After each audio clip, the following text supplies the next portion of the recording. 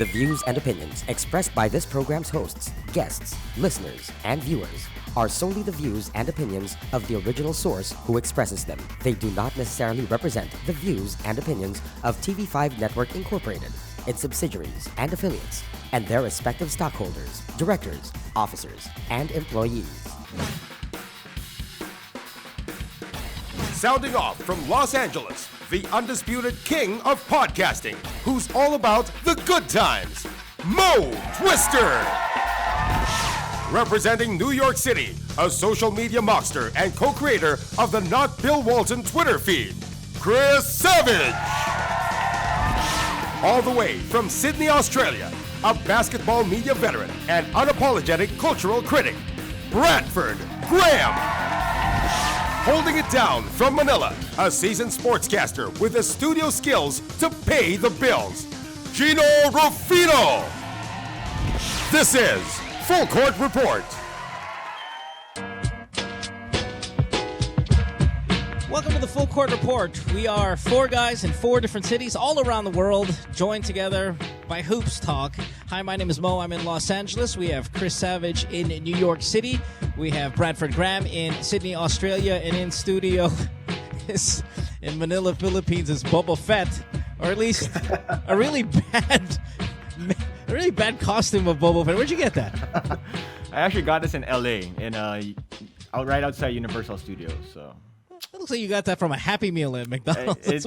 Maybe that's where they got it from, but I'm quite happy with this costume. It's like a hoodie with a full-on zipper all the way to the front, and Boba Fett mask. I know many of the guys here on the show are big Star Wars fans. I know you've seen it already, Jinno, and you've been kind of screaming your praises for it. But yeah, so maybe we'll talk a little Star Wars a little bit later. But yes, let's talk NBA hoops.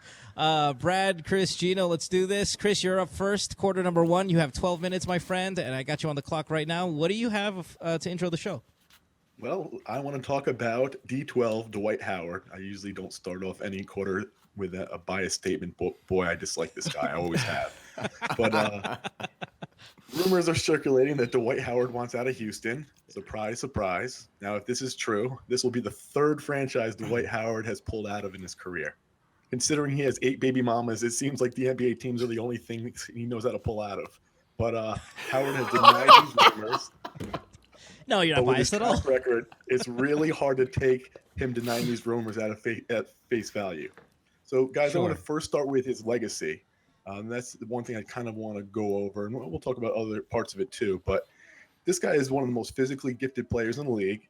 He's an 8-time NBA on 8 NBA all teams, first or second team, 3-time defensive player of the year, monster rebounder, just an overall big presence in the middle. On the flip side, he runs coaches out of town, 3 of them now, clashes with star teammates. There's rumors here circulating that he can't get along with James Harden because James Harden's the alpha dog and Dwight Howard wants to be that.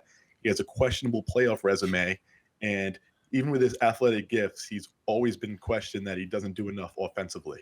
Additionally, when the going gets tough, as we see, he collapses worse than the Clippers in the fourth quarter. It's just he's the type of guy who you don't sense winner on. So I want to reach out to you guys and find out from each of you, what do you think? Sum up Dwight Howard's career so far. What's his legacy in the NBA? Because it's very convoluted. Coulda, shoulda, woulda.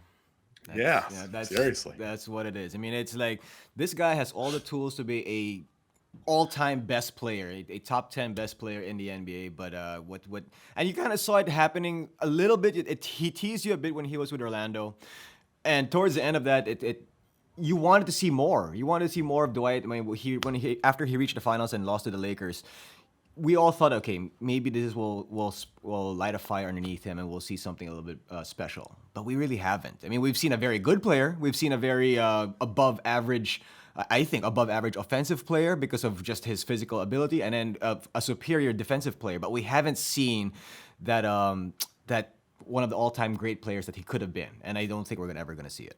Right, but Jinno, let's not forget that the guy never got any real coaching until he arrived in the NBA. He jumped straight out of high school. I mean, he was a little sort of slow to develop offensively. Never sort of, had the physique, the technique to hit that jump shot. Never bothered to work on it either. So that's a discredit to him. But, all this talk about him being simply a flirt, I don't know, man. I think that he's at his best when paired with a gifted offensive player. We saw that, with the Turkoglu Rashard Lewis, combination in Orlando. Van Gundy built the perfect team around Dwight. Houston's done some great things, I think, with him. I think he had a real heart in the playoffs last year. He was hurt.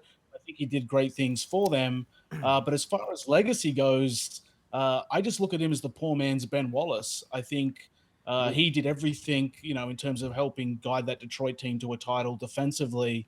It was a real anchor for them, was a real heart, real presence.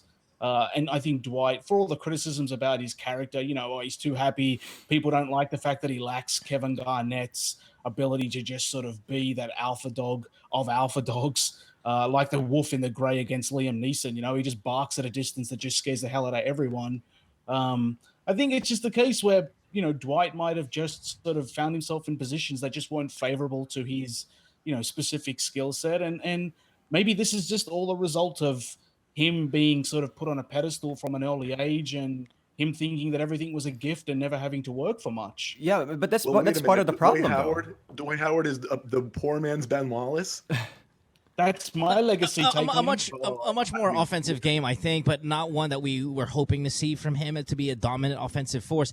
Listen, for all the hate that he gets, I don't really have much against Dwight. I think his personality clashes with the teammates. It really is. I think you have to be sensitive about who you're going to surround this guy with. I don't think he's made for the big markets. I think that's where he struggles when there's a lot of kind of media attention and spotlight. He seems to be like the perfect centerpiece for a small market team. You've got to be sensitive. This is the thing. If you've got to be sensitive with who you surround Howard with, Howard better be delivering you finals appearance after finals appearance. It's like LeBron has earned to be sensitive about team. But like I said, he's not a number one option on the offense. So you're gonna have to pair him up with Dwight Howard.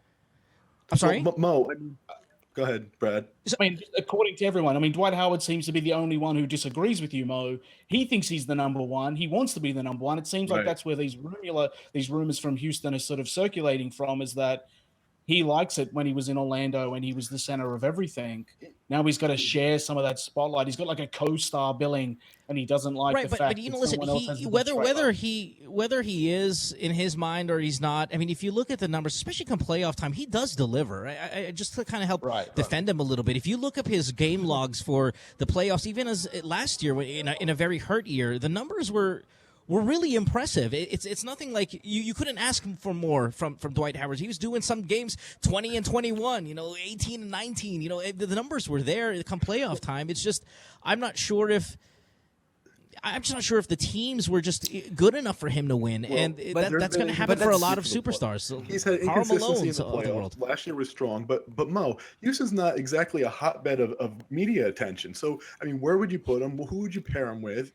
How do you feed his ego? What's the alternative for this? Well, I think the problem is he's averaging 8 shots a game this season, and that's the problem where unhappiness will come about. Obviously, James Harden is the number one scoring option on that team, and last game, Patrick Beverley, Demo, as well as Harden, all took more shots than Dwight Howard. So I see where the frustration is coming from Howard, because, he's not the number one option, but he could certainly be a number 2 or even a number 3. But right now, you got 4 or 5 guys taking more shots than him per game. It's going to be an issue, and it's almost a waste. You know what else is a problem, though? He's not playing every single game, so the continuity with the players isn't there. He is playing every single game. He's just playing lesser minutes on the back-to-back, so he's doing 26, 25 minutes. But that's right. But I don't think he doesn't have a problem with being a number 1. He knows he's the defensive stopper. He's the anchor. He's the defensive captain of any team that he's on. But he needs to get more than 8 shots. And of the 8 shots, 3-4 of them are freaking lobs. You have to at least try to incorporate him and his physical abilities and his skill set into the offense. And run some pick and rolls for him, because that's absolutely. We haven't seen that at all. When did he put up a lot of shots ever? Even as a number 1, he's never put up a lot of shots. His best season maybe 20, 21 points a game, and he had 61% field goal percentage. This is a guy who never was a guy who tipped the ball over, no matter if he was in the top physical health or not. So he just doesn't have that. And he doesn't have the tools too, that like what maybe a little bit of what Shaq had, like when you just dump the ball down to the post and then let him operate. But he doesn't have that. He's the type of guy that you run pick and rolls, you send him, you throw lobs to him. That's the way he gets his points. You don't isolate. You have to kind of like how DeAndre Jordan gets his points. You're not going to run a bunch of offense around him. Fine. I think he understands that, but he's got to get more than 8 shots a game is what he's averaging right now, and that to me, I think where the frustration on Dwight Howard is starting to build from, where I'm watching a lot of the Rockets games. I got this guy on my fantasy team, so I'm monitoring it a little bit, and I got to tell you, he's it's garbage points and offensive rebounds and putbacks, and I think maybe running a couple of plays for him will get him in a better mindset, and when he's in a better mindset, he's a better dominant player, because in the playoffs he delivers. But do you keep on babying him? How much does a team need to baby this guy? Every team has a babied superstar, man. It's crazy, or not superstar, but star on their team. Brad, what were you saying? I was just going to say, would all this be different if all that sort of fiasco in Orlando never occurred? Because it seems to me like these rumors are sort of Dwight saying they're unfounded. The media's making up stories. It's lies. It's not true. I mean, he's being really, really defensive about this stuff. And obviously, these quotes are coming from someone either in the locker room, the front office, and, people, the media are always going to protect where they get their information from. But if he hadn't have sort of bolted from Orlando the way that he did and hadn't sort of chickened out in Los Angeles, would we be giving him the benefit of the doubt now? Is this just a case of history as kind of the precedent? That, if he didn't do it in Orlando and if he didn't do it in LA, and then next year we're saying if he didn't do it in Houston, and more rumors come up, and we'll be like, well, if he didn't do it at those three places, would these rumors still be coming up? He does it. This is him. To me, he's always been a whiner, a malcontent. I see him as a big accumulator of numbers. Bro, you're right. Last year, he had a good play up front, playing with some heart, but his play of track record, he did make a finals one year. Give him a lot of credit there. Play of track record, teams he played on under 500 in the playoffs, both in series and in games won. He's the type of guy who just never took it to the upper echelon. Jinno summed it up perfectly. Woulda, shoulda, coulda. But guys, I do want to transition to another topic. Sure. This week, referee Bill Kennedy announced that he was gay. This came a few days after Rajon Rondo used a homophobic slur towards Kennedy.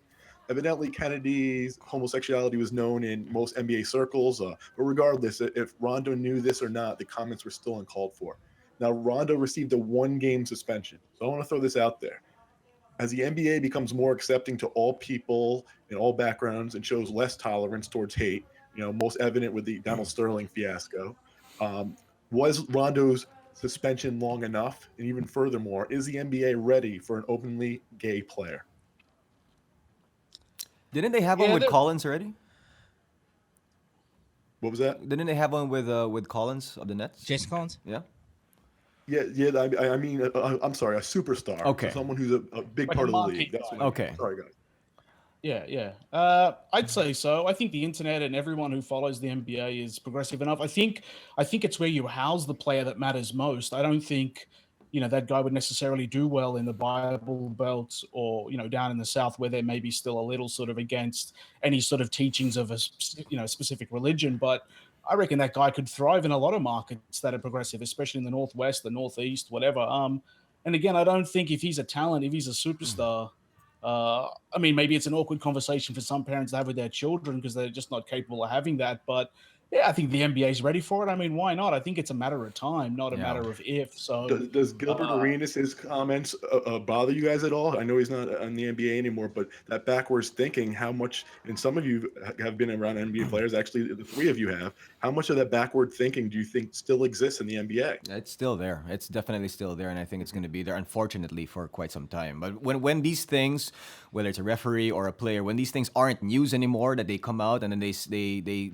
that what their sexuality is, I think that's when when the game really wins, and because it's not about that anymore. It becomes about what they can contribute to the game of basketball. Real quickly, Mo, go ahead, Mo. So I just want to, maybe we need to call timeout because we're running out of time here in the quarter, but just because it's kind of an interesting and timely subject. But when does, and this is by no means a defense of, say, what Gilbert Arenas tweeted out or stuff, but what are the boundaries for a player to make jokes? Obviously, Rondo's was a direct insult and in an aggressive kind of manner, while not publicly, something that where he wasn't mic'd up or anything. But say Gilbert Arenas, he, trying to make a joke. I'm assuming that's going to be a joke if you give him a little bit of the benefit of the doubt. Where can the joke happen? Like Jinno, for example, a couple weeks ago, we had a guy from the national team in the Philippines, a soccer player tweeted, or football player. He said the Lakers should be dropped from the D League, and you retweeted it and said, "Well, WNBA" was your response,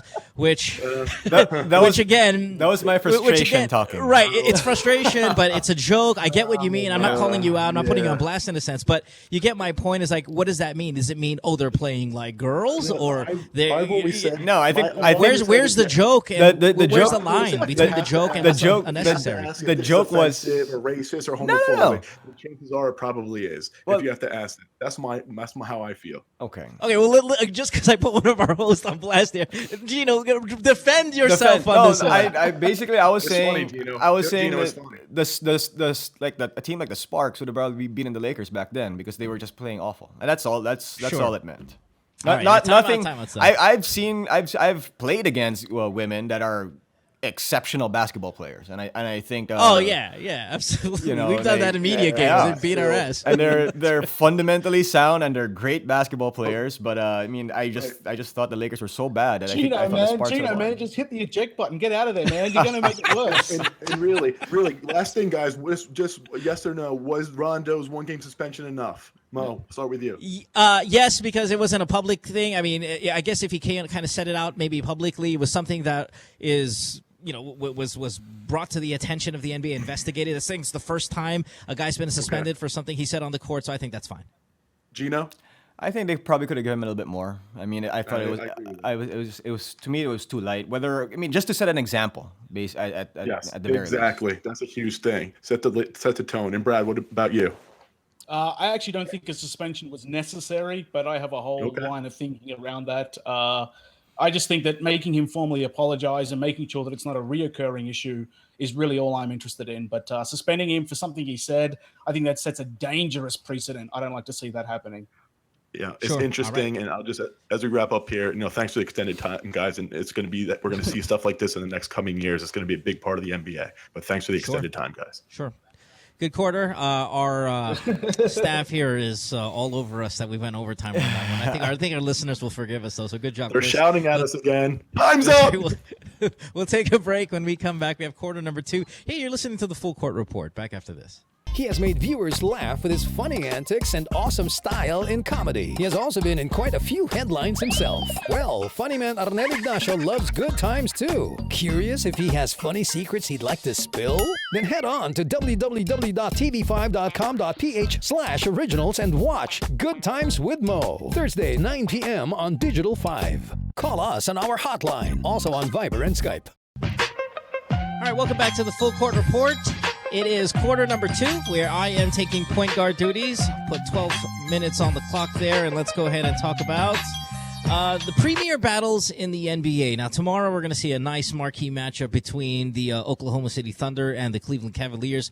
Two teams doing very well in their respective conferences, but kind of more importantly, we'll get to see LeBron James versus Kevin Durant again, which in the past few years has really been just kind of the best matchup in terms of one-on-one battles that we see, whether it be position or just kind of a superstar battle. We did bring up the other week, now that the Warrior streak is done, we can now focus on other things that are really sexy. And LeBron you found a way to fit it in. Yeah, LeBron versus Durant tomorrow is probably the first sexy matchup we're going to see since all that Golden State hoopla. So I wanted to ask you guys, what are some of the premier one-on-one matchups that you guys get crazy excited about? Maybe even skip work that day, make sure to stay up late or wake up early, depending on what part of the world you're in, because these matchups between these players are just such a big moment for you. Now, again, tomorrow's going to be awesome with LeBron versus Durant, but there are some other matchups out there that are really kind of get me hyped up. One of them, in fact, is Kevin Durant's teammate and Russell Westbrook. When I see Westbrook, now this is not a superstar battle or a position battle. This is a personal battle. When I see Russell Westbrook take on Patrick Beverley, and these two pitbull point guards, my eyes are locked in on the game constantly because I love seeing these two guys who look like they genuinely hate each other playing. And I want to know your thoughts about that. Which are some of your personal one-on-one matchups that you really kind of get crazy about? Kawhi versus KD, or basically any small forward in the NBA. I think that's mine. I mean, just to see him. But that makes it every game then that you're well, like. I mean, any superstar small forward. Sorry, let me fix that statement a bit. But I mean, just what he did to KD in the beginning of the season. Of course, KD wasn't 100%, but I believe that kind of set the tone for what kind of season Kawhi Leonard is going to have, especially on the defensive end. When he realized that he can basically contain a former MVP the way he did, and especially that monster block that he had in the beginning of the season against KD. That was, I think. So that's your number one. Right. If we were going to go superstars, Kawhi Durant. KD. Kawhi KD, Kawhi LeBron, Kawhi Paul George, along those lines. Kawhi against any superstar 3. All right. Yeah. Brad, how say you? Me, or Chris, how say you? Yeah, for me, it's anytime Chris Paul goes up against a premier point guard because someone's getting their ankles broken and his name is Chris Paul. You go to the Vine videos and it's Chris Paul on the ground with his arms trying to catch the guy. Anytime versus a premier point guard that can handle the ball well and drive hard to the hole. I mean, no joking aside, I'm not really joking here. I really look forward to it. And add a little bit of Paul Pierce to that too, because Paul Pierce gets his ankle broken a lot now too. And now that they're on the same team together, oh man, just give me the Clippers games all the time. I just love that mess. Brad, who do you got? Yeah, I got my eye on every time Jimmy Butler and Paul George go at each other. I just like the fact that these guys are sort of vying for that. They both seem to sort of really elevate and rise to that occasion. I think they both are aware that they may be fighting it out for the same sort of national team spot. They're both relatively the same size. You know, I think Paul George is a little taller, but Butler obviously has a little bit more strength on him. You know, they're both super exciting players from the perimeter. They can both finish. And I just like Indiana, Chicago in that kind of like these teams are sort of driven by these sort of swingman. And yeah, man, I think that's one to watch. You know, if it hasn't reached its peak now, I think once maybe LeBron and KD, you know, hit the later stages of their respective careers, I think we'll see this might be the offensive matchup to watch between perimeter threats. Hey Mo, you know which one I liked in the past, Mo, and then you'll like this answer is Michael Jordan versus Gary Payton. You know, obviously MJ was the next level player, but Gary Payton would just find ways to slow him down as much as he could. In the even the '96 finals, it was MJ's worst finals because Gary Payton was just disrupting his whole flow, and he just had a way to get into Jordan's head a little bit. If anyone could, was Payton and Jordan better than Dumars and Jordan? I mean, I love both. I love both matches. So. Because of the trash talking of Peyton, that made it better. Sure. The turning the head, just talking trash to anybody. Okay. And what's nice about that is that your best defensive player was also your best overall player. And, you know, what we see a lot of the times are these, you know, offensive force guys who have problems with the defensive specialist, one of the better, you know, defensive players in the league. You know, we know these Kobe Raja Bell battles, you know, Kobe stopper and all of that. You know, Raja obviously not a household name by any means, not a star, but, you know, just seemed to kind of make that a very interesting matchup. Yeah. I brought it up earlier, Patrick Beverley versus Westbrook. These elite offensive guys, it seems like they personally hate these defensive stoppers, and I always find that as an interesting kind of dynamic with these superstars. It's a big hit to their ego. Nobody likes their ego hurt on national television. I mean, it's like going to a roast and just getting cooked all night. I mean, you know, these guys in their own heads, these guys think that they're the most gifted, exceptional people walking the planet, and all of a sudden this guy, you know, who's basically just been developed in some sort of Russian factory is brought into, you know, to contain him. And whenever you get a specialist, especially the defensive end, disrupting an offensive player, man, they take it personally. And they might play it down to the media afterwards, but you can see it all over their face. The eyes don't lie. Yeah, Brad, it's interesting it's so sweet, man. As a fan, I just love watching these guys. It's interesting to bring it up. They used to say that about Shane Battier against Kobe, and they said it enough, and to the point where Kobe took exception to it and then just started destroying Shane Battier. Yeah. So it can go both ways when you hear it enough. But that's why Kawhi's matchup against the elite threes of the league is just so special because he can get it done on both quiet ends. Though, Jinno. I know.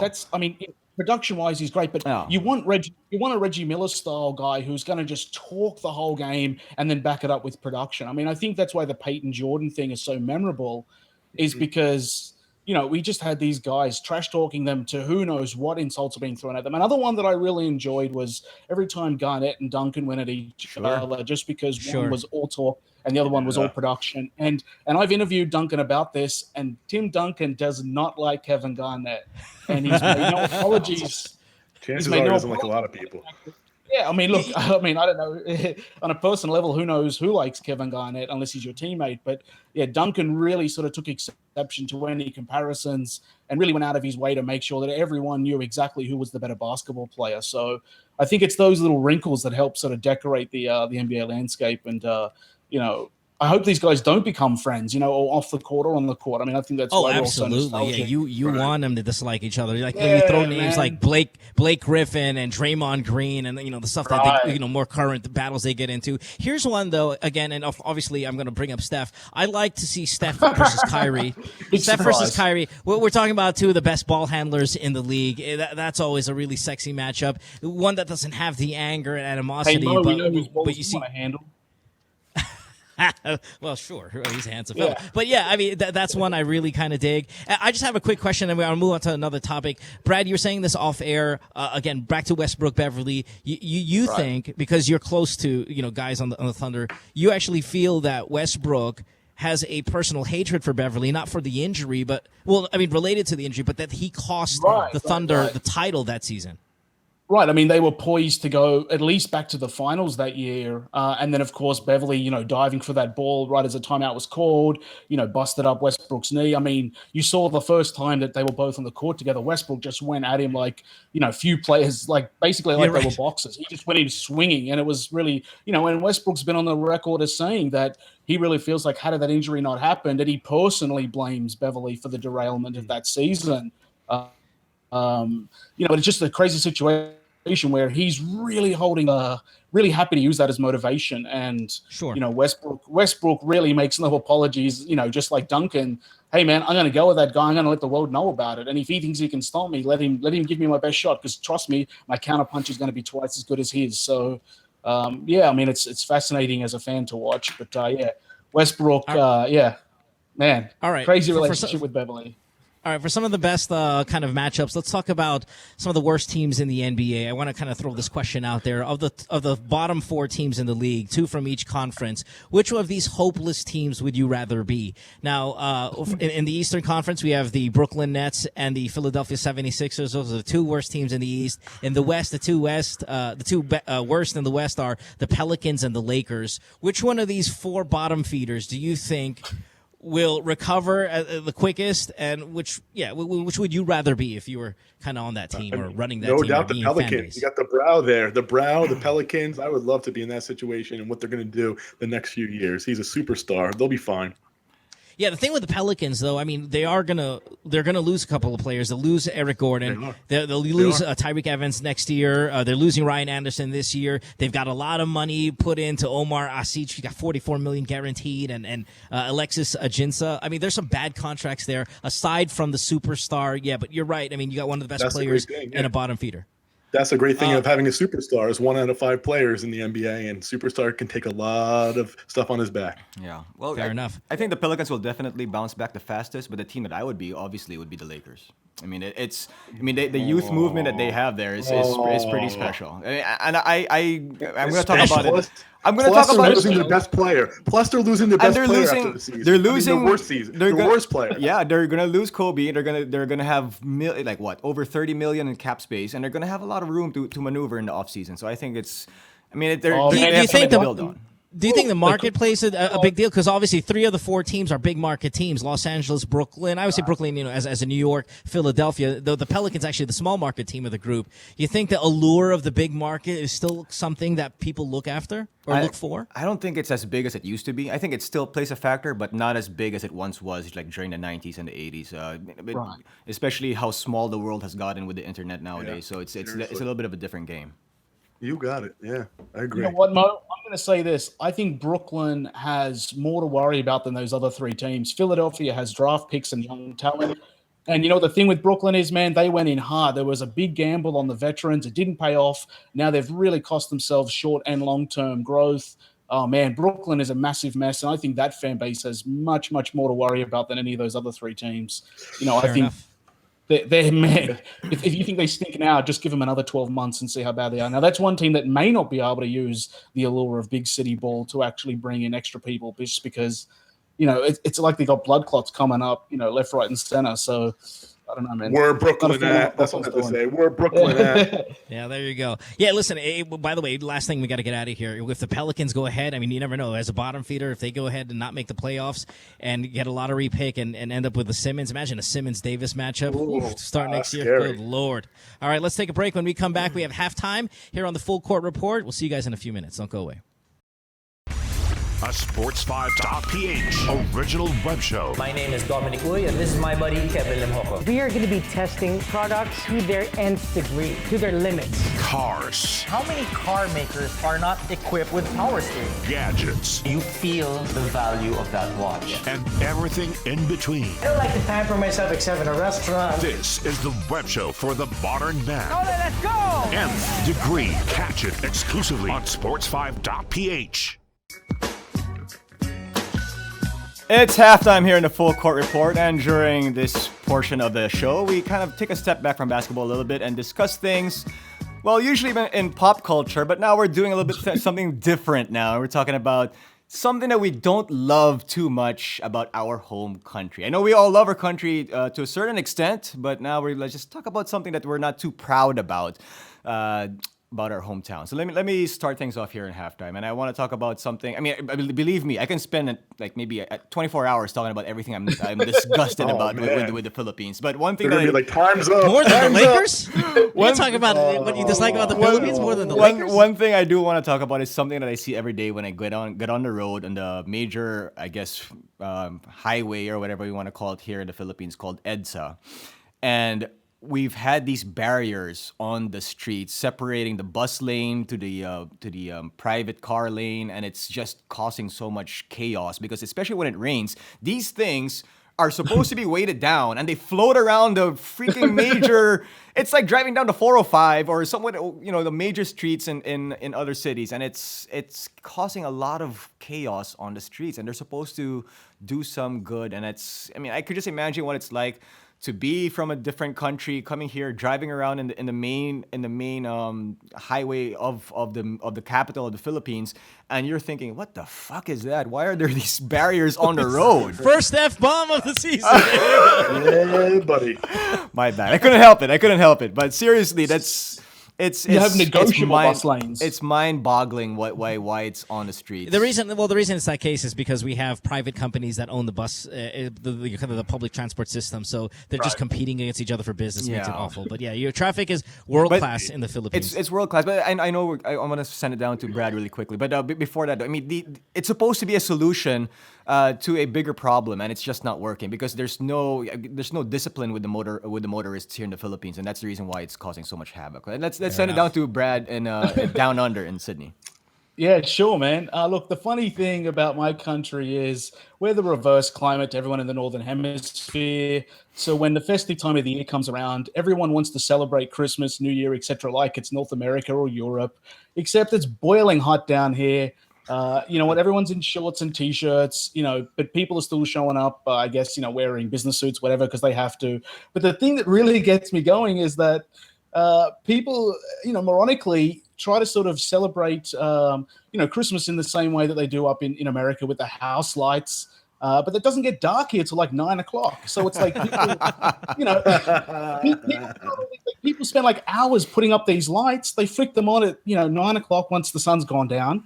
Then all these people rush out of their homes, get in their cars, cause traffic all over the city just to have a look at them. Then they've got to rush home to get to bed before 10, 11 o'clock. Then the lights get switched off and it repeats the next night.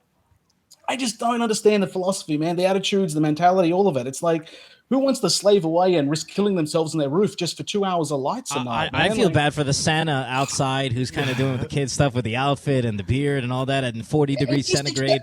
It's summertime. It's summertime. Just accept it. It's like, you know what? We're the envy of the Northern Hemisphere when it's winter up there because it's snowy and cold and all the rest, man. It's just nuts for me. And I can't take it. And Christmas lights in summer just is ridiculous. Is there fake snow? Is there fake snow? Sometimes there is, but it's not the fake snow like you'd think. It's more like cotton, like giant rolls of cotton or something laid out on grass. The spiders, the spider webs, those big ass spiders they have over there in Australia. Cheap, That's what it is. cheap, Right. nasty, So pathetic, embarrassing stuff. Sorry, man, my country just so lame sometimes. All right, Chris, how about you? Well, I'm going to make a confession. I got my co-host to speak about this topic, to complain about their countries, but I have nothing bad to say about my country, the United States. No, I'm just joking. For me, I could speak politics. I'm not going to. For me, it's American obesity. It's disgusting. I don't like to see fat, slovenly people, especially when I walk into the Walmart. I just don't want to attack them too hard either, but, go on a diet. And part of it is just the public schools, dieting at a young age for the children, inactivity for children, especially more and more, especially in the technology age, and it starts at a young age. This damn obesity. What's that? The power of the sugar industry, my friend. The power of the sugar industry. Let's not forget fast food, all that stuff, man. It's disgusting. So, you have people like Ray Felton 30 years ago would have looked like a slob. Today, he just fits in with the rest of the country. So, that's what gets me, these fat bastards running around this country. All right, Mo. Hey, Gilbert Arenas, I'm glad you joined the show today. Obviously, big fan of your work. Mo, did I leave anything out? You left a ton of things out. Yeah. I'm going to go ahead and represent the Philippines in this one because I grew up there and I only recently moved to the U.S. But, of all the things I could say that are most embarrassed by my country, it would be the thing that we're the thing that we're only kind of the only one in the world that doesn't do this, which is divorce. There is no divorce law in the Philippines. So if you marry somebody, especially like at a young age, you get a girl pregnant, your parents say you're going to marry her, you're stuck with her forever. And we're the only country in the world that does not allow divorce. Well, us and the Vatican City, which is a city-state, a kind of sovereign city-state. But aside from the Vatican, that's Philippines, crazy. Only country in the world, if you get married, you're stuck with that girl or that guy forever. Wow. That's rough times, man. Yeah. Wow. It's funny because the guys who are responsible to making or fixing this, like the Senate and all that stuff, guess what? They how many wives they got? They're breaking up with their wives, grabbing these little starlets and just dating. It's madness. But no divorce. Yeah, that's just side piece, man. It's all side piece. That's all it is. It's madness. I believe we should be fixing that sometime soon. Hopefully. All right, we got to take a break. When we come back, we have second half of our show, leading off the third quarter. I believe is Jinno, right? Yeah. Don't go away. It's the Full Court Report. Back after this. He has made viewers laugh with his funny antics and awesome style in comedy. He has also been in quite a few headlines himself. Well, funny man Arnel Ignacio loves good times too. Curious if he has funny secrets he'd like to spill? Then head on to www.tv5.com.ph/originals and watch Good Times with Mo. Thursday, 9 p.m. on Digital 5. Call us on our hotline, also on Viber and Skype. It's the second half of the Full Court Report. We will take you to quarter number 3, and as I stated earlier, Gino Rufino in Manila. He's got point guard duties here for the third quarter. 12 minutes on the clock. What do you got, my friend? Thanks, Mo. In the second quarter, you talked about the marquee matchups of the NBA, and I want to point out really quickly, though, that I've noticed a little bit of a trend in the NBA. Instead of a superstar, the NBA has kind of marketed teams going up against each other more so than in the past. And having said that, earlier today, there was a marquee matchup between two superstar rookies, arguably the first and second runners for the Rookie of the Year award. I'm talking, of course, about Kristaps Porzingis, everybody's favorite rookie, and of course the Latvian Leviathan, Karl-Anthony Towns, the first pick overall of the Minnesota Timberwolves. And in this particular matchup, the first one we've seen this season, the Knicks ended up winning 102-107. Karl-Anthony Towns had a solid game with 25 points and 10 boards. Kristaps had a fantastic all-around game with 11 points, 6 rebounds, 3 assists, and 7 blocks.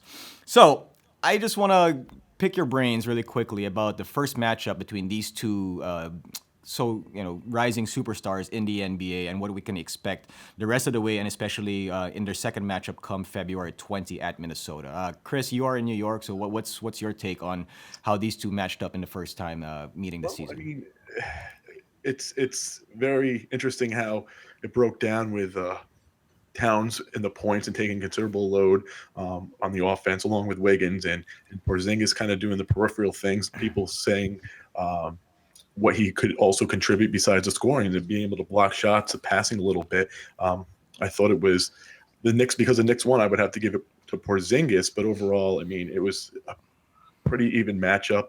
But I will say this, you called it a marquee matchup, and marquee maybe in what we think in their games, because 1 and 2 in the rookie voting. But again, it's not marquee because the marquee comes down to what the media makes of it, and the media doesn't make much of Karl-Anthony Towns. It's almost like if a rookie dominates in a Minnesota Forest and the media doesn't pay attention, did it really happen?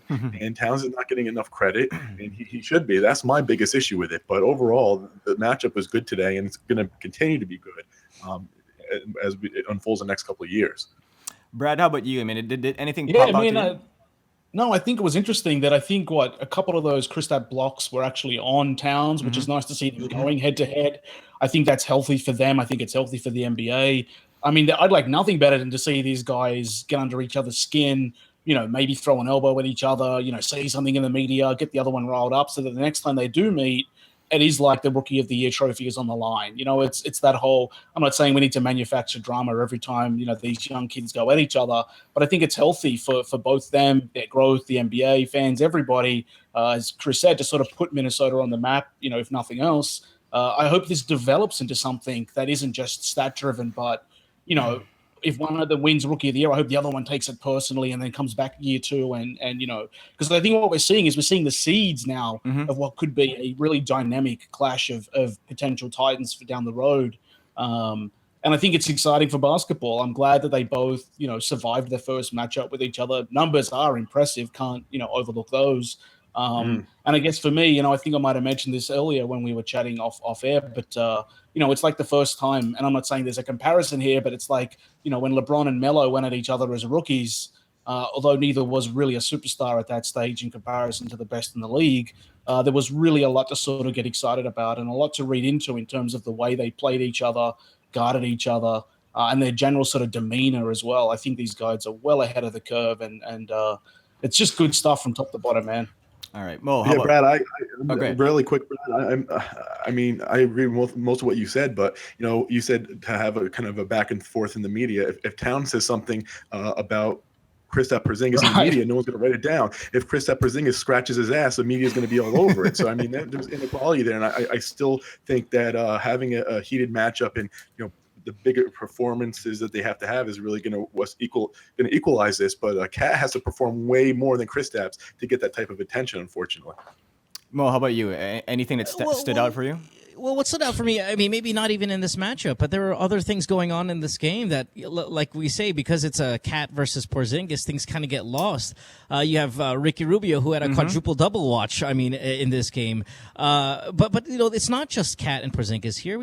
Andrew Wiggins versus Carmelo, you former superstar rising another star. Yeah, exactly. Yeah. I think you hit it right, Chris. Is like something magical has to happen in Minnesota to get even just a marginal amount of media coverage, but they got some stacked young players there, and Andrew Wiggins was the talk of the town last year, and now it's almost we've forgotten about him, and because he plays in Minnesota. So while the attention goes to these two young guys, and I guess rightfully so, because it was an exciting draft class, and we didn't know what to expect from either of them. It's I don't know, man. There's a lot of storylines in this game and in this matchup that I think should also get some more. Yeah. Right, so let's make it about the two of them. Let's hope that Porzingis sleeps with Karl-Anthony Towns' hookup and something crazy happens away from the floor. And then, these two guys. Yeah, I mean, you know what? Let's just see these two guys, put themselves front and center. I mean, I know it might be sort of a little disruptive, or it might sort of deflect from, where the attention really needs to be paid. And you're right, Mo. I guess, Minnesota is a team on the rise, but they still feel like they're another 18 months to 2 years away from making a real dent in the Western Conference. But you know what? I don't think at this stage it's wrong for us to focus on these two, because they are young, exciting prospects. And talking about Towns means we're essentially talking about Minnesota, which can't be detrimental to either side. Sure. Yeah, but we are. I mean, not a lot of people are, especially in comparison to New York and Porzingis. It's not the comparison yet that needs to be there, considering Cat's abilities. Again, Cat has to produce way more than Porzingis for him to even get attention. You talk about Minnesota anyway. They had a legitimate first ballot Hall of Famer in Kevin Garnett, and he still didn't get the type of attention that other superstars in the league got playing up in Minnesota. Do you think Cat then needs to take on like a Shaquille O'Neal persona and like do a lot more sort of off-court activity and really build up personality and really do? It wouldn't hurt. Just do something. Where, Orlando wasn't. He's out of Minnesota. He's out of Minnesota in his walk year, if not. Right. All right. Well, I want to continue this quarter talking about somebody else from the draft class. The second overall pick, D'Angelo Russell of the Los Angeles Lakers. Obviously, this guy started the season very slow. A lot of us, including some of us here on this show, called him a bust.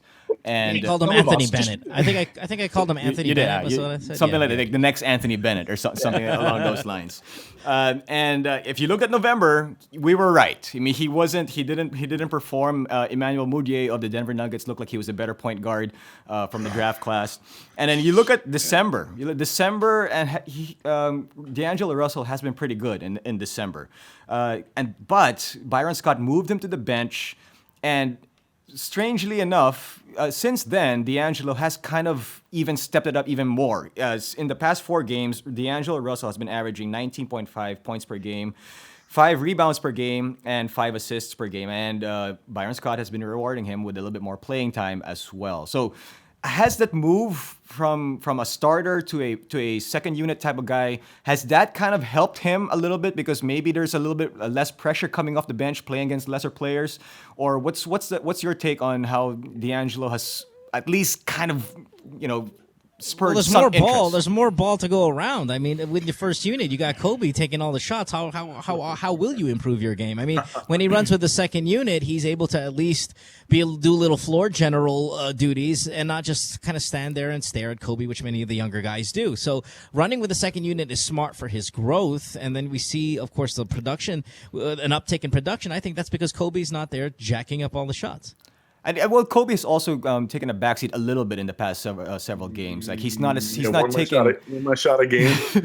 He's not shooting like 25 shots a game anymore. And 24. He's been sitting out fourth quarters and not forcing the issue as he has been earlier in the season. But I mean, what can D'Angelo, I guess, continue to do the rest of the way and continue to improve? And has he overtaken Mudiay in terms of that's the best guards coming out from this draft class? So how about Brad? Let's go to you in Australia. Yeah, man. Look, I think his improvement is probably par of the course. The majority of rookies don't start, and the majority of rookies don't have an instant impact. So I think we do have to give him time. I still wholeheartedly believe that the Lakers' best play is to go and pay someone like Chauncey Billups and bring him in as a specialist coach to work with him to get his playmaking up. I think once he adjusts to the speed of the NBA game, which he seems to have done, and then it's about finding teammates and understanding plays and reacting in the right situations, I think he'll be fine. I just my big fear with D'Angelo Russell is he's just going to develop some bad habits because it just doesn't seem like he's, necessarily being nursed the right way. And I don't know if that's Byron Scott's fault or if there's been some orders that have come from the sort of front office that have said, you know what, just sort of let him run with a second unit and see how this grows and develops. I mean, I'm not there at training. It's hard to sort of know if he's, if he's turning the ball over a lot in training and what the case may be. But as long as he keeps on this path, I think we're going to see some of what the Lakers promised us when they took him second overall, because he has a chance to become Marvin Williams if he's not careful. Yeah, I mean, my feeling is that D'Angelo must listen to this podcast when Brad wrote him off as, if the Lakers want to make him face of the franchise, then they're totally screwed because he's totally done. So, but for me, D'Angelo Russell, I'll say what I said when we spoke about it a couple episodes back, is he's a point guard. He's a rookie. He needs to get more touches. Continue to let him get more touches, and he will perform. He needs to keep turnovers down, of course. As for Mudiay is a turnover machine. He's a turnover machine. Russell is looking better than him. I think he'll be better than Mudiay if I had to call it right now at the early stages. Right, but isn't Mudiay got better talent around him right now? I mean, isn't that part of why Denver's ahead of Lakers? And isn't that why, Right. But yeah, I mean, I like my rookies turning it over 8 times a game. I don't have a problem with that because let them figure it out on the floor. It's still December. I mean, if they're in the playoff hunt, then it causes a problem. But, it's almost like the difference between Westbrook turning it over 8 times and D'Angelo turning it over 8 times is just experience. Okay. Well, I want to point out to close out the quarter, Jason Kidd said on D'Angelo Russell, for a young player, he is playing at a very high level, and so hopefully for Laker fans out there, that D'Angelo has been able to turn the corner this season. Jason Kidd is making too many damn comments lately. Just coach your team, Jason. Shut up. All right, so the quarter is running out of time. I guess we're going to move on to the fourth quarter. Mo? That's right. Yeah, Brad's going to take fourth quarter duties, and we'll give that to you right after this break. You're listening to the Full Court Report. Jason Kidd free zone. Trust me, no quotes from Jay Kidd this time out. All right, don't go away back after this. A Sports5.ph original web show. My name is Dominic Uy, and this is my buddy Kevin Limhoco. We are going to be testing products to their nth degree, to their limits. Cars. How many car makers are not equipped with power steering? Gadgets. You feel the value of that watch. And everything in between. I don't like to pamper myself except in a restaurant. This is the web show for the modern man. Oh, let's go! Nth degree. Catch it exclusively on sports5.ph. Listen to the Full Court Report. Welcome back. We have the fourth and final quarter, and we are taking you to Bradford Graham, who is in Sydney, Australia, for your duties here to lead the fourth quarter. Brad, you have 12 minutes, and you are on the clock, bud. What do you got? Thanks, Mo. I guess I want to sort of touch base with the Chicago Bulls. They seem to be inconsistent, but they're still right in the mix in terms of being a conference leader, which is both telling and both a concern. You've got Fred Hoiberg. He's still figuring things out. There may be a little bit of an identity crisis with this team in Chicago. We're not sure. I'm not sure anyway from my observations whether he's figured out how to sort of maximize his rotations and his players' strengths. We know Chicago's got a loaded roster. They're at least 10 deep. They've put out any number of lineups, big, small, quick, half court, whatever. But they've got this really interesting mix of specialists that I'm not sure always sort of go together. Then on top of all that, they've got this real dilemma, which is Jimmy Butler's clearly a franchise player, but yet he's not allowed to be the face of the team because Chicago is too scared to break up with Derrick Rose. That's right. Now, whether you consider this team, whether the Rose situation is at the heart of everything that's going on there, or whether Rose can actually be a contributor to their championship aspirations is something I want to get into. So where would you start, Mo, with trying to resolve the issues in Chicago? They're winning, but they're not exactly winning in style. Yeah, I mean, they're a little bit of a streak. They've won 4 in a row with their win tonight, and I think it's with tinkering with the rotations and trying to really figure out what works. Are we going to be that run and gun offensive team, or are we going to go back to things that have made us successful in the past, which is elite defense? I think once they find that right just mix. I know there are trade rumors about, trying to get maybe to unload a guy so we can get more minutes for a guy like a Bobby Portis. But, we also hearing rumors that maybe DeMarcus Cousins are going to go to the Bulls. So I don't think they have a lockdown plan on what they want to do this year. And they are winning games because their roster is deep, as you said, and talented. I think, tinkering a little bit more with the rotation and making it a nice balance of both offensive-minded and a defensive-minded is going to work well for them, but not enough to get past the Cavaliers in the Eastern Conference. Do you trust Derrick Rose as the full-time starter to be the guy to help deliver them a championship? Absolutely not. Absolutely not. And I think, like you said, maybe they are too scared. Somebody needs to tell them to stop taking ill-advised jump shots. Somebody has to kind of make sure that, hey, his shot selection gets better, because he can still be a great contributor, but not shooting 37% and not hogging the ball, which he is doing right now. So, somebody needs to tell him to stop being such a weirdo too. But I'll pose this question. You brought it up about Jimmy Butler, guys, and saying, well, they don't want to make the break with Derrick Rose, stopping the process of Jimmy Butler. Does Jimmy Butler, based on his demeanor and what you've seen, does Jimmy Butler want to be the face of this team? Because I don't see it. I really don't. I don't think he really wants to take that role. It's almost like he's kind of submissive in a way and doesn't want to just take over. He strikes me as like a Kawhi, how Kawhi handles that role. I mean, in a sense that, he clearly knows he's the best player on the team, but maybe he's still in this I got to pay my dues kind of mentality, which works for the Spurs, might not work for the Bulls. I mean, that's why they had that Gibson and Noah and obviously and Gasol there. I mean, it's like protecting the asset, I think, is what's key here. And I think, it's like they just have to make a decision. Are they going to be backcourt leading the charge, or are they going to be front court leading the charge? And it seems like figuring out that sort of mix seems to be where this sort of friction point seems to exist. I mean, Butler's gone on the record. He doesn't think that there's any problem or pressure or any of these sorts of things that, outsiders seem to think. But I don't know. I have chemistry issues amongst other things. I don't think you can play, McDermott and Mirotic together. I think that's, problems for all sorts of reasons. I don't know. This Bulls team seems like it's capable and could probably take down Cleveland in a pinch, but then they could lose to Philadelphia the next night, and we don't know what to make of them. I just think there is this silly situation almost going on. But I don't know. Maybe Rose is, Tom Thibodeau's man, and maybe Butler is Hoiberg's man, and you've got a new coach and a new system. Maybe it's time. You break up with Rose and you see where this new relationship goes. Aside from Rose and Butler, the one that kind of makes me wonder if these guys fit are Pau Gasol, Joakim Noah, and Taj Gibson. I mean, you'd think that these three guys, these three-headed, whether they're centers or power forwards, you can rotate them in those positions. But I always thought that these guys, especially Pau and Noah, would be able to play together because of the basketball IQ and because of their their willingness to pass, and whether you're playing them on the high post or the low post, it seemed to be able to work. But for some reason, it just doesn't seem to fit, and I'm confused in why that is, because everything before they were able to get Pau 2 years ago, I really thought that he would be able to mesh properly with Noah, but we haven't seen. But what if it's not meshing? What if we've just seen Noah come off a really great year where he was defensive player, he was an MVP conversation, and then all of a sudden just see him kind of fall off the table? Maybe it's not the chemistry between Pau Gasol and Joakim Noah, but that Joakim Noah is no longer playing at the level that people expect him to play, and not being Pau's fault. Or, not being the chemistry being a problem there, but really Noah's just not as good as we thought he was going to be. But they continue to be. But they look lost, though. When you see them they don't know which positions to go to. It's not. It doesn't.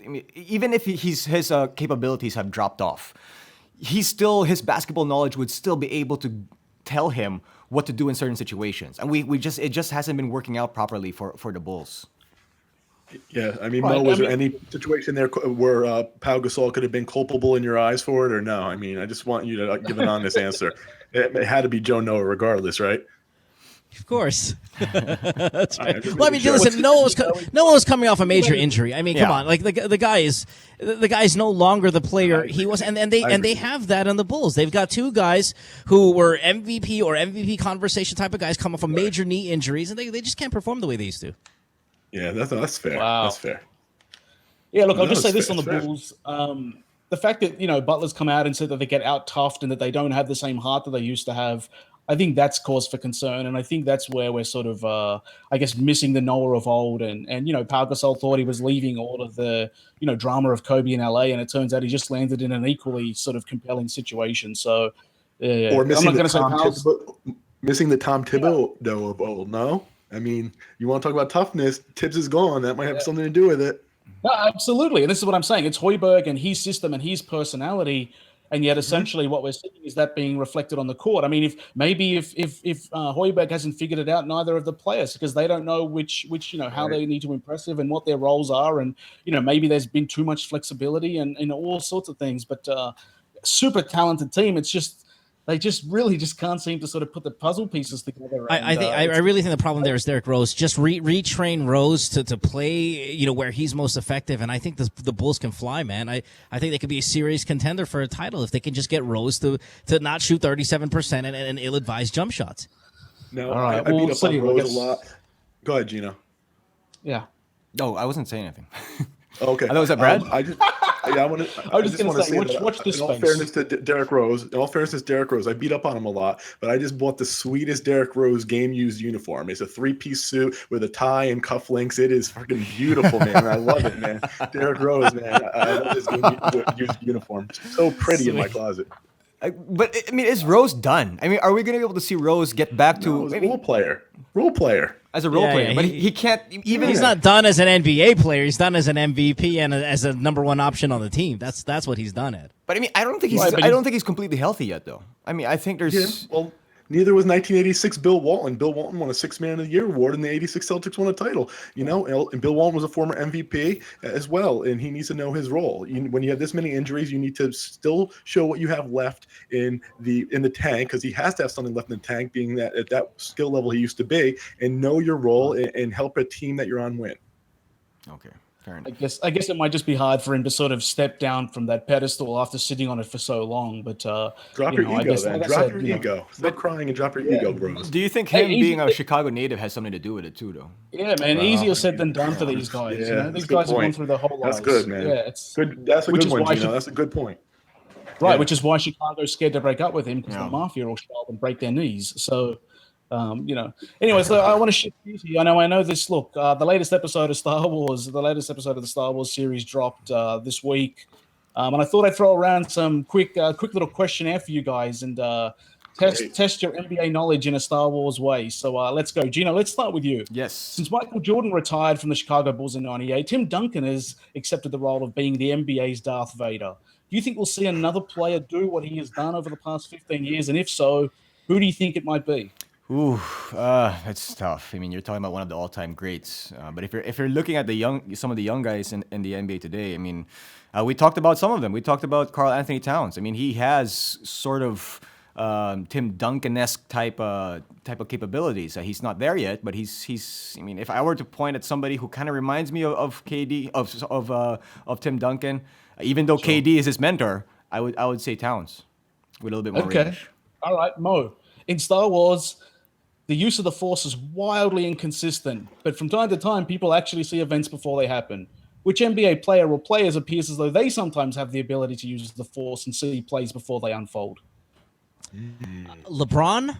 I mean, LeBron, I think when it matters most, I mean, he's gone from what we used to tease him as choker a few years ago to just the guy I trust most when something needs to happen. As sexy as some of the other guys are, boy, LeBron, I think, just is a different level, and I think he's got the Force in him. All right. LeBron is in Jedi status. It's official. Chris, totally. In The Empire Strikes Back, a young Luke faces a possible future version of himself while training with Yoda. Using the same convergences of past and present, who in today's NBA reminds you the most of someone from the NBA's past? Oh, that's a great question. So first, let me start with someone who who's playing today doesn't remind me of someone from NBA's past, and that's Kobe Bryant today. Does not remind me of Kobe Bryant a couple of years ago. It's not even close. But for me, it's we spoke about Derrick Rose, and I'm gonna have to go Derrick Rose to Dennis Rodman because they're both huge weirdos. That's my answer. Not a problem. Jinno, back to you, man. Yes. In Revenge of the Sith, Anakin and Obi-Wan dueled it out for what might be the best pissing contest we've ever seen in a movie. Who's your pick for the best player rivalry in the NBA today? We spoke about this a little bit, but I want to. The small forward matchups is just something that I really enjoy watching, and I think Paul George and LeBron, when they go up against each other, I think that's really something special to watch. Yeah. Mo, Return of the Stormtroopers, all based on Endor, somehow get taken out by an unlikely foe, a group of teddies. Which NBA team might be able to pull off an equal offset should they face the Warriors? Oh, wow. That whole half of that question I understand because I'm not a Star Wars fan, but with the question, the Spurs, I mean, yeah. I think if Kawhi guards Steph, I don't know if that's something that we'll see, but boy, that's going to be a bad day for Mr. Curry, and I think the Spurs can kind of go ahead and upset the Warriors, and they're the only ones I see. All right, we're going to close the quarter out. Ask me something about Meteoric. Yeah. Ask me something about Meteoric. I got to throw this last one at you, Chris. Yeah, After smuggling Luke, Obi-Wan, and the droids off Tatooine, Han Solo and Chewbacca quickly became everyone's favorite Star Wars duo. Other than Durant and Westbrook, who's your pick for current NBA twosome that you most enjoy? The current NBA duo that I enjoy the most, I don't know if they're the best, is Kristaps Porzingis and the media because it's getting all the hype, man. That's the best duo that is out there. Bottom line. That's a real New York love affair. That's right. That's right. Are we going to keep going? Right. We got time for more questions? Maybe I'll have time for one more. I don't want to get yelled at. Yeah, time for one more. Go. All right, one more. All right, Jinno, here we go. Yes. Darkseid's all about the seductive nature of power. Which NBA player would you like to see become the next great villain or abandon his team for self-glory? You know what? Wow. Jahlil Okafor. Ooh, we got guns up in the club. Only because what can you do when you're with the Sixers? I mean, you can't do much. So he just may as well go for his own. They're not going to win many games, and so it's just go for his. All right, let's go one more each. Mo. Zach LaVine is already in the penthouse in Cloud City, but apparently Lando Calrissian wants to rent out his presidential suite. Should Zach enter and win the next dunk contest, where would you place Zach LaVine on the all-time dunkers list?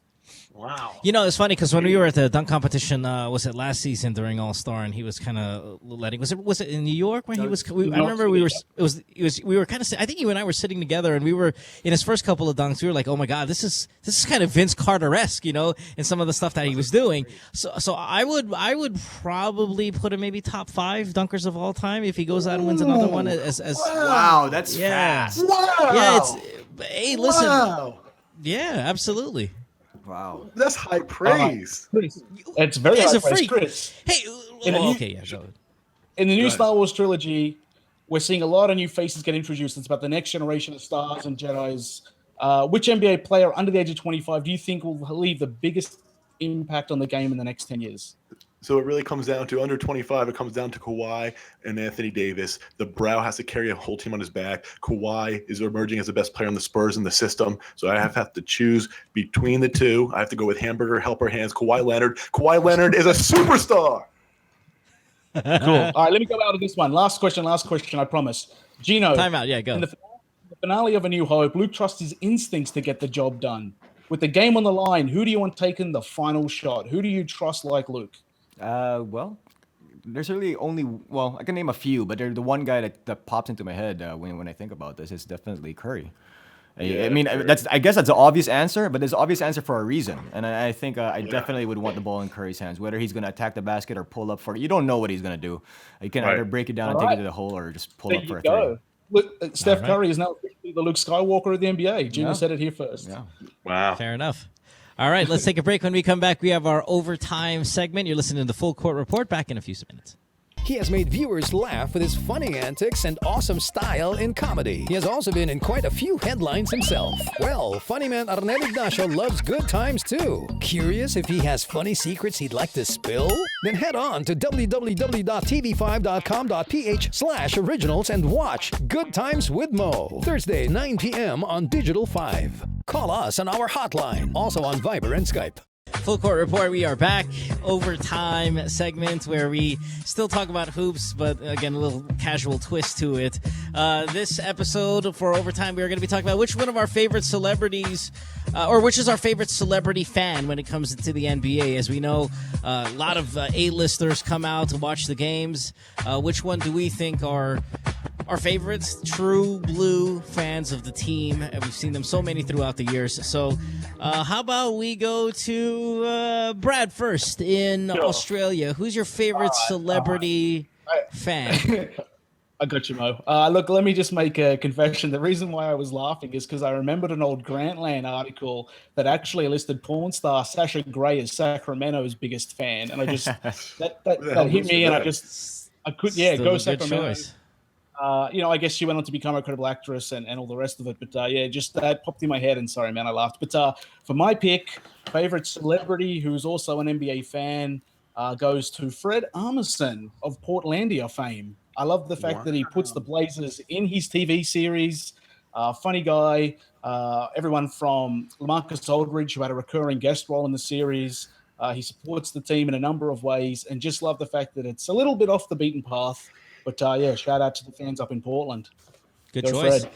Jinno, who do you got for best celebrity fan of an NBA team? Well, I mean, Jack Nicholson. I mean, when you think shocker. about what? Shocker, right? What team does he root for? Well, there's two, right? Jack Nicholson or Spike Lee. Only because obviously you have guys like Drake and Jay-Z now, and I mean some of the more current ones.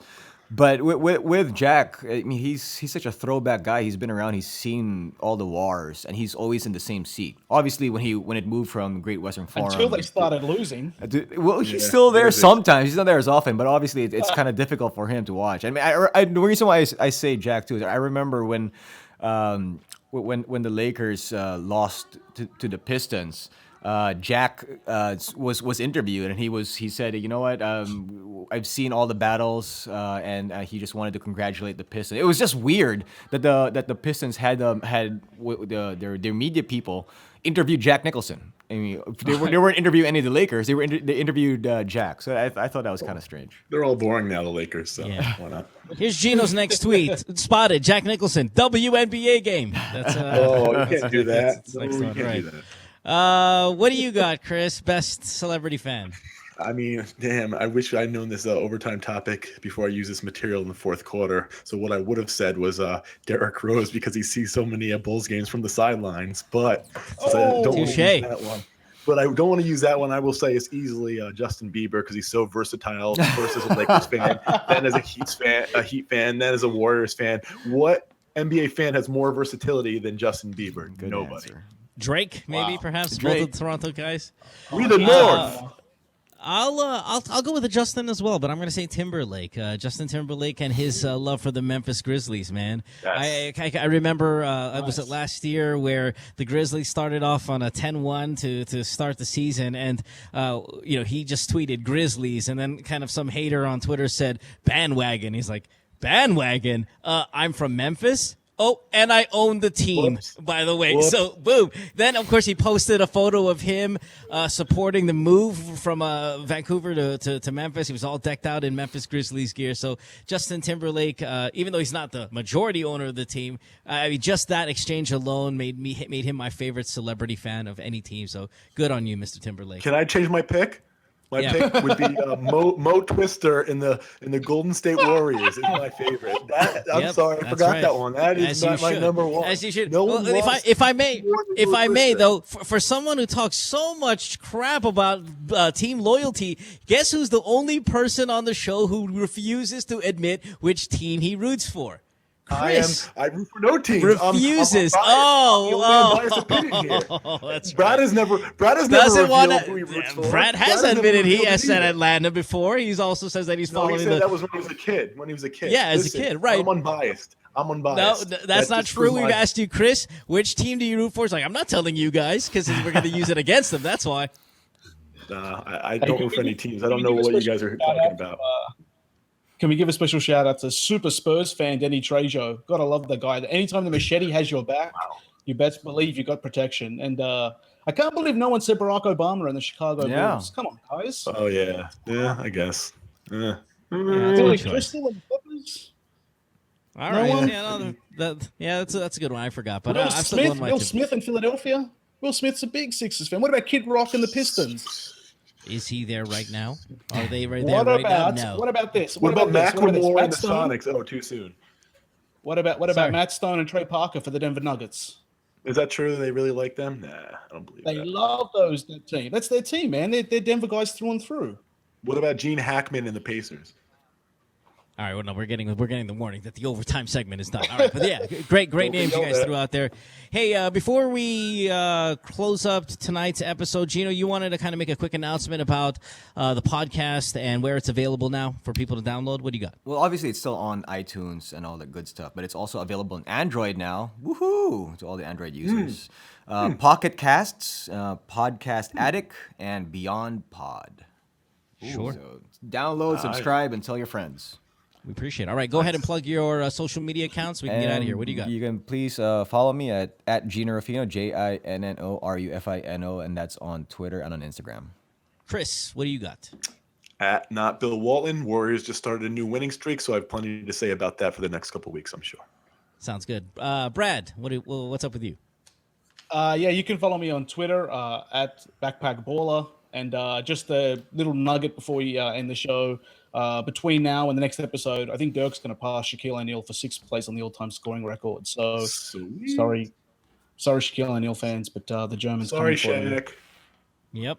All right, you can follow me on Twitter and Instagram at DJ Mo Twister. We'll see you again on our next episode, and we want to thank you guys, of course, for downloading, watching, subscribing, and even commenting on whether it be social media or whatever. We appreciate all the interaction that we get from you guys. So this has been the Full Court Report. Have a great night, everybody, and see you next time. Bye, guys.